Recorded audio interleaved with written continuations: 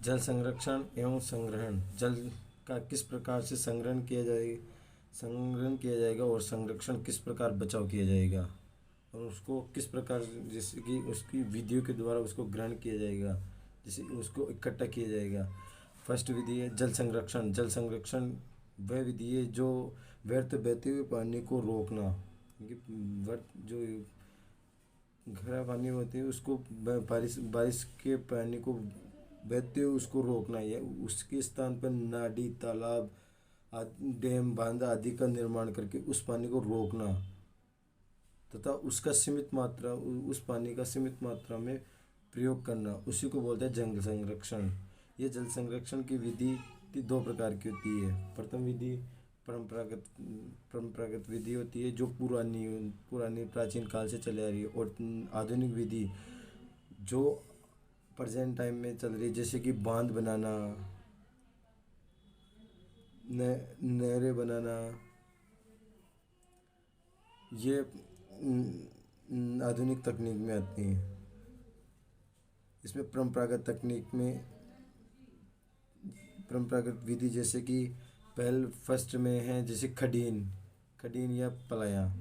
खडीन खडीन अधिकतर अपने पश्चिमी राजस्थान में पाई जाती है। ये अस्थायी, ये बारिश के मौसम में ही पाई जाती है। ये बारिश के महीने के बाद गर्मियों के मौसम में ये सूख जाती है, और इसका निर्माण पालीवाल ब्राह्मणों ने करवाया है, और ये जैसलमेर के उत्तरी छोर पर सर्वाधिक पाई जाती है।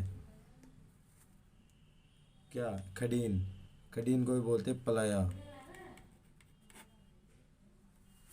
जो दो टीलों के बीच में एक जो खड्डा बना रहता है, उसमें अस्थायी पानी जमा रहता है, उसको बोलते हैं पलाया। नाडी। नाडी क्या होती है? नाडी जैसे कि तालाब तालाब का ही रूप मानो आप, तो तालाब का ही रूप बोलते हैं नाडी को। ये अपने पश्चिमी राजस्थान में पाई जाती है। ये जल संरक्षण का प्रमुख स्रोत है। ये वर्षा पर डिपेंड डिपेंड रहते हैं। नाडी ये गर्मी के मौसम में सूखी रहती है। टोबा। तीसरा है टोबा। यह नाडी है, दिख रही है ना आपको? ये नाडी टोबा। Third point Toba. ये तालाबों से भी कुछ गहरी होती है। तालाबों को बोलते हैं नाडी, है ना? नाडी का ही रूप है। ये टोबा नाडी से थोड़ा बहुत गहरा होता है।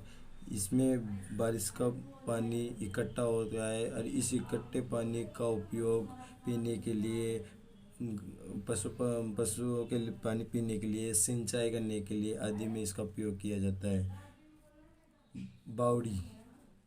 बावड़ी एक गोलाकार, बावड़ी तो बोलते हैं ना, जैसे कि अपने बावड़ियों का शहर किसको बोलते हैं? बूंदी को। ऐसे ही बावड़ियों का मतलब जैसे कि अपने बावड़ियों में बहुत ज़्यादा सीढ़ियाँ होती है क्योंकि उतरने के लिए, और वो थोड़ी बहुत गहरी होती है। ये गोलाकार सीढ़ी वहाँ होती है। ये जल के लिए, इनकी ये पानी के लिए कुएं कुएं और वर्षा पर निर्भर करती है। जैसे कि पास कोई कुआं हो, कोई जैसे कि बारिश आ रही है, वो इस पर डिपेंड करती है बावड़ी। बारिश होगी तभी तो बावड़ी में पानी आएगा, अन्यथा नहीं आएगा।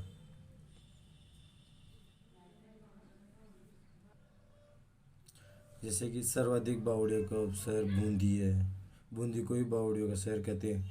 ये रे बावड़ियाँ, जिसके चारों ओर या तीनों ओर सीढ़ी नुमा आकृति हो, उतरने के लिए, चढ़ने के लिए, उसी को बोलते हैं बावड़ियाँ।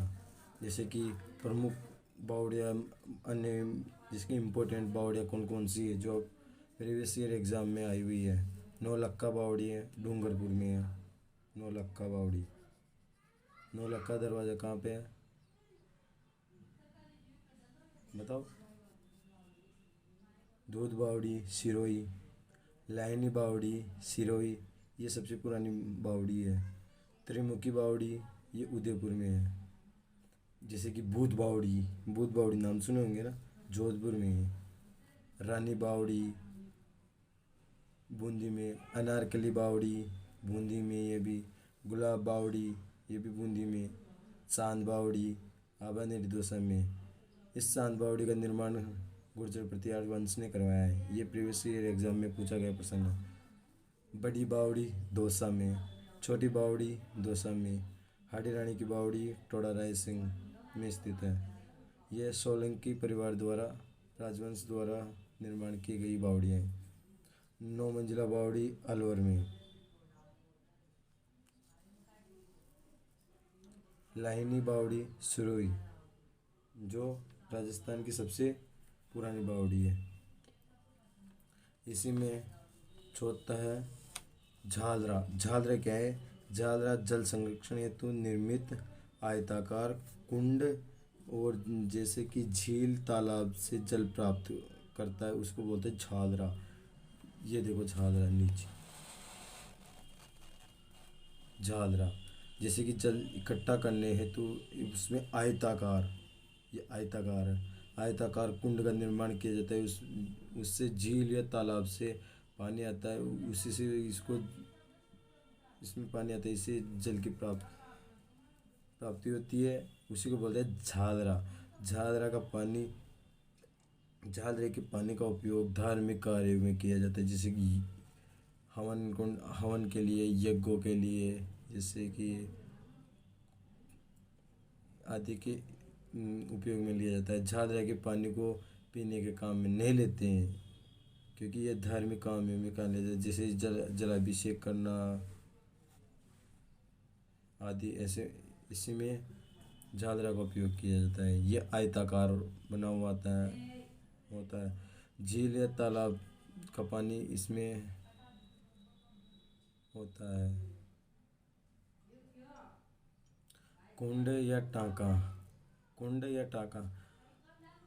जो कुंड या टांका को बोलते हैं, जैसे कि जो बारिश के दिनों में जो सार्वजनिक स्थान होते हैं उसके वहाँ पे हौज रहती है। सार्वजनिक स्थान पे हौज या टंकी रहती है, उसी को बोलते हैं कुंड या टांका।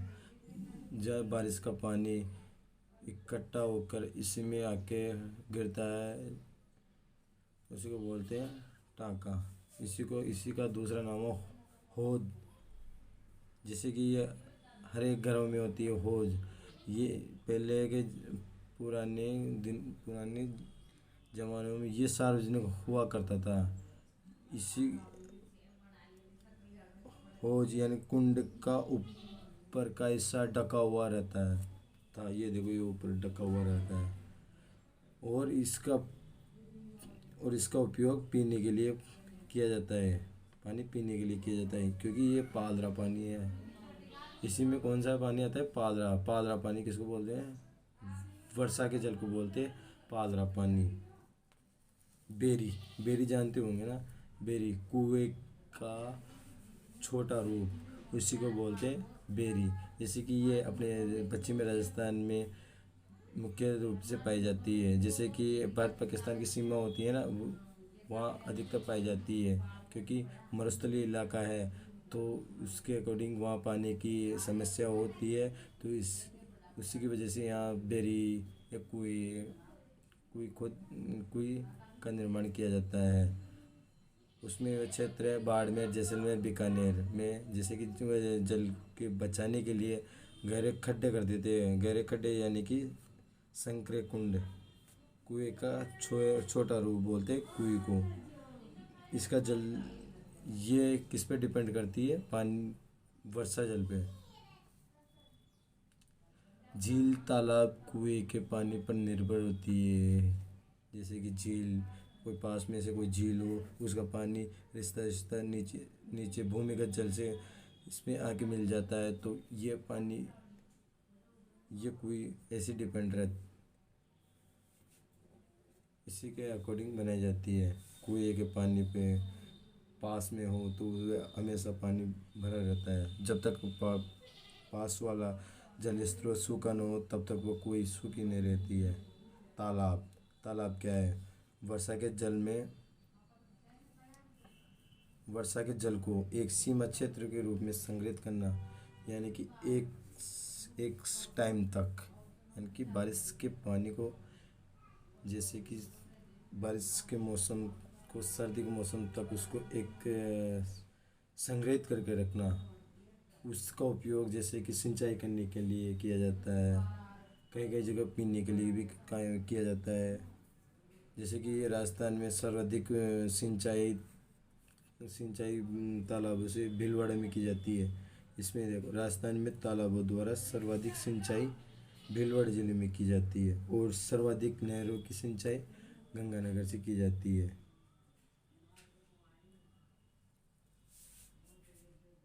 और सर्वाधिक कुएं से सिंचाई शेखावटी क्षेत्र में की जाती है, क्योंकि वहाँ पर भूमिगत जल का दोहन अधिकतर हो रहा है। झील, फोर्थ पॉइंट क्या है? झील। झील क्या है? ये बरसात के जल को एक निश्चित क्षेत्र में इकट्ठा करना। जैसे कि वर्षा जल है ना, उसको एक क्षेत्र में, जैसे कि पहाड़ों के बीच में दो तीनों तरफ पहाड़ हो, तो उसके एक तरफ जैसे कि वहाँ पे दीवार खड़ी करना, उस उस पानी को वहाँ पे वर्षा होने के बाद वो उस पानी को इकट्ठा करना, वो बड़े बड़े क्षेत्र में पानी इकट्ठा हो जाए तो उसको बोलते हैं झील। जो चारों ओर से स्थलीय जल से घिरा हो उसको बोलते हैं झील। जैसे कि झीलों की नगरी किसको बोलते हैं? उदयपुर को। राजस्थान में झीलों की नगरी किसको बोलते हैं? उदयपुर को। राजस्थान में सर्वाधिक खारे पानी की झील कहाँ पे है? नागौर में है। जोहड़, जोहड़ तो जानते होंगे ना, ये अपने शेखावटी क्षेत्र में है। सिक्कर, चूरू, झुंझुनू, ये इलाकों में जोहड़, जोहड़ को बोलते हैं कुएं, कुएं को बोलते हैं, जैसे कि कच्चा कुएं होता है ना, उसको बोलते हैं जोहड़। शेखावटी क्षेत्र में, ग्रामीण क्षेत्र में विशाल मात्रा में बहता हुआ जल एक निम्न भूमि में जमा हो जाता है, यानी कि जो शेखावटी क्षेत्र में, गांव के क्षेत्र में जो बहता हुआ बारिश का पानी बहता हुआ धरातल से नीचे की ओर जमा हो जाता है, तो उसी को बोलते हैं जोहड़। जोहड़ का अर्थ है पानी के कच्चे कुएं। शेखावटी क्षेत्र में अधिकतर पाए जाते हैं। ये तो थी परंपरागत परंपरागत स्थिति। अब ये क्या है? दूसरी आधुनिक तकनीक। परंपरागत तकनीक थी और ये पुरानी तकनीक थी। अब ये आधुनिक नई टेक्नोलॉजी, बांध, डैम, जल स्वावलंबन, आधुनिक टेक्नोलॉजी।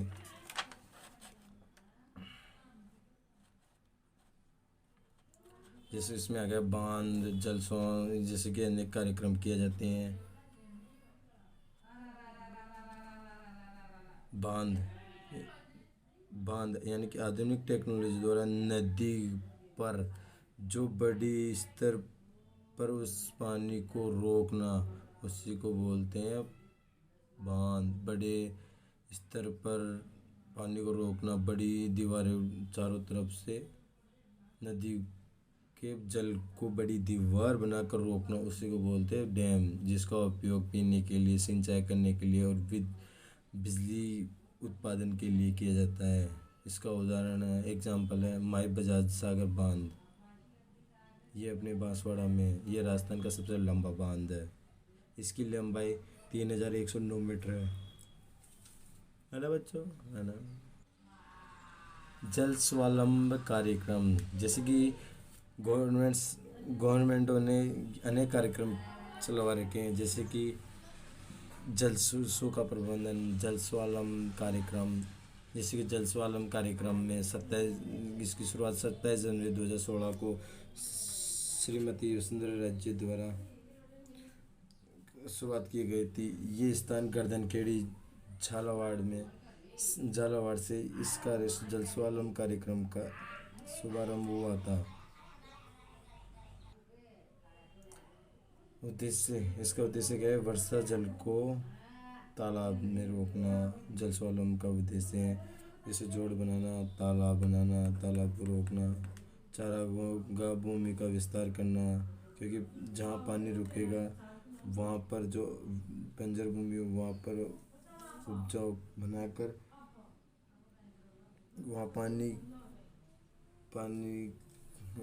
पानी पिलाकर उस भूमि को उपजाऊ बनाना, चारागाह भूमि बनाना, कृषि उत्पादन में वृद्धि करना, जैसे कि भूमि का जल स्तर में वृद्धि करना। ये कार्यक्रम से इन ये चारों में कुछ ना कुछ होता होगा। इनका ये कार्यक्रम के 4 चरणों में चलाया गया। प्रथम चरण जनवरी 2016 को चलाया गया, जल स्वावलंबन कार्यक्रम। द्वितीय चरण दिसंबर 2016 को, तृतीय चरण दिसंबर 2017 को, चौथा चरण अक्टूबर 2018 को। अब इसमें इम्पोर्टेंट है जैसे सिंचाई टेक्नोलॉजी। इसमें ड्रिप सिंचाई कहाँ पे की जाती है? जैसे नर्मदा नदी में कंपलसरी की जाती है। फव्वारा सिंचाई ये भी नर्मदा नदी में कंपलसरी की जाती है। जैसे कि अपने राजस्थान में जल नीति कब आई? राजस्थान में जल संरक्षण यानी कि जल को बचाने हेतु गवर्नमेंट ने 18 फरवरी 2010 को राज्य जल नीति को जारी किया। कब? 18 फरवरी 2010 को। राज्य जल नीति के उद्देश्य क्या क्या है? इसमें मानवीय पेयजल उपयोग, पशु पेयजल उपयोग, दैनिक जल का उपयोग, खेती के लिए उपयोग और विद्युत के लिए उपयोग।